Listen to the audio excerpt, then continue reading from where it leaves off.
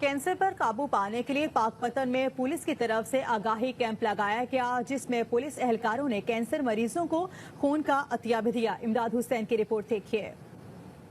Cancer کے عالمی دن کے موقع پر پنجاب پولیس کے نوجوان کینسر فری پاکستان کے لیے پرعزم آئی جی پنجاب شعیب دستگیر کی ہدایت پر پاک پتن میں پولیس کی طرف سے لگائے گئے آگاہی کیمپ کے دوران درجنوں پولیس اہلکاروں نے کینسر کے مریضوں کو خون کا عطیہ دیا۔ اس سے اگر کسی انسان کی جان بچ جائے تو میرے لیے اس سے بڑھ کر کوئی اور خوشی کی بات نہیں۔ ڈی پی او پاک پتن صاحبزادہ بلال عمر کہتے ہیں، پنجاب پولیس آپ کی جان مال عزت آبرو کے تحفظ کے ساتھ ساتھ کینسر کے اس خلاف جنگ میں بھی ہر اول دستے کے طور پر سامنے آئی ہے، اور ہم انشاءاللہ اس چیز کو انشور کریں گے کہ ہم اپنا کردار اس میں ادا کر سکیں۔ پولیس اہلکاروں کی طرف سے خون کا عطیہ دینے کا مقصد عوام میں کینسر کے بارے شعور آگاہی پیدا کرنا ہے۔ پولیس فورس کے جوانوں کا عزم ہے، یہ تو صرف خون کا عطیہ ہے، انسانی جانوں کے تحفظ کے لیے ہم جان کی قربانی دینے سے بھی دریغ نہیں کریں گے۔